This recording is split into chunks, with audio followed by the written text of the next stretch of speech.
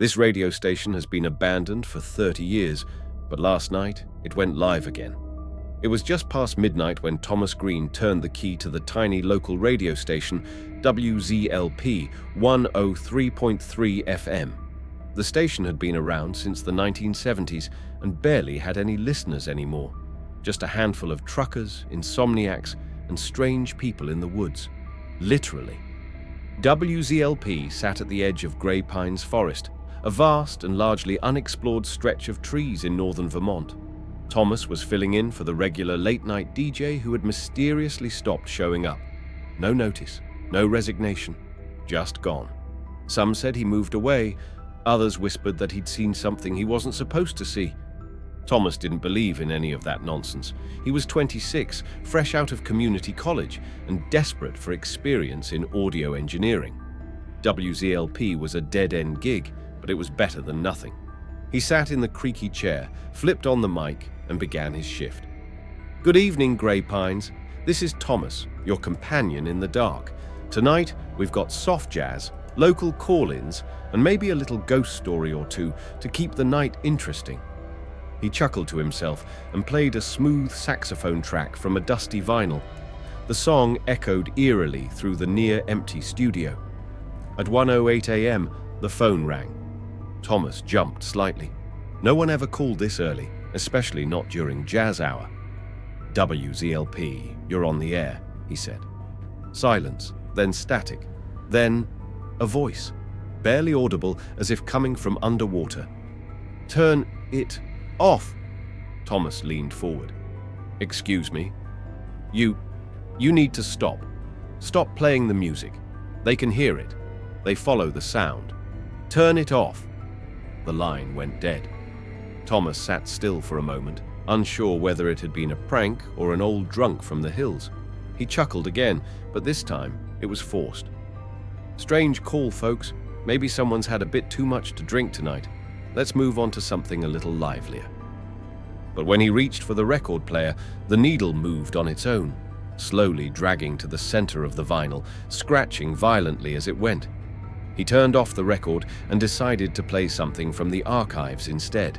The station had a collection of old reel-to-reel tapes marked with dates and vague labels. He picked one.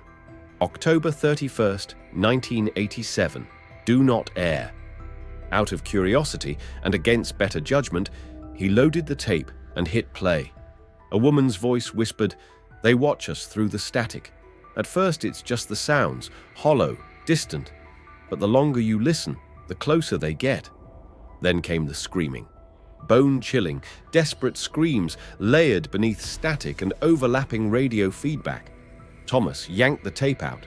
As he did, all the lights in the studio flickered, then went dark. The backup generator kicked in after a few seconds, humming weakly. Thomas's hands were shaking now. He checked the front door, still locked. He turned to return to his chair and froze. The chair was spinning slowly. No wind, no one else there, just spinning. Then the mic switched on by itself. Static hissed through the headphones. He heard breathing, then a raspy voice right next to his ear. "You shouldn't have played the tape." Thomas ripped off the headphones and stumbled backward. Something moved in the reflection of the glass window, a shadow, thin and twitching, with no discernible face. His panic led him to open the emergency logbook. He needed to find someone to call. The pages were scribbled over with incoherent phrases. They listen through the trees. Don't broadcast after midnight. The signal feeds them. He never left. He's still here. In the static, Thomas slammed the book shut. Outside the window, the dark trees of grey pines seemed to sway, though there was no wind. Shapes shifted among them, tall humanoid shadows twitching and humming with static electricity. Then the phone rang again. He didn't want to answer, but his hand moved on its own. "WZLP, you're on the air." "He tried to warn you," said a different voice, older, broken. "He locked the station from the inside before they got him. You opened the signal again." Thomas tried to speak, but the voice continued. "You have one chance. Turn off the transmitter. Burn the tapes. Leave now." He ran to the transmitter room. The machine was glowing, pulsing in and out like a heartbeat. The signal's strength meter was pinned in the red, though no music was playing. And then, from behind him, a hand. Long, cold, grey.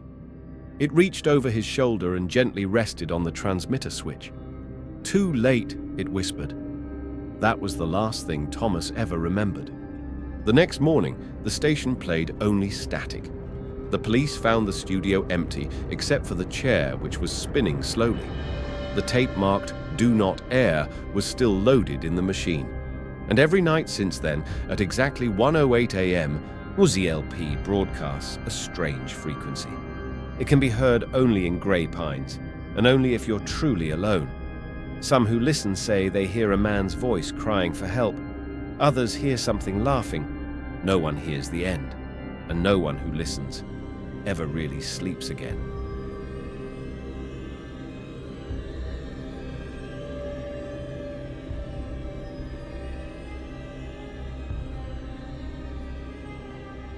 If this story gave you chills, hit like and subscribe for more tales that echo after midnight.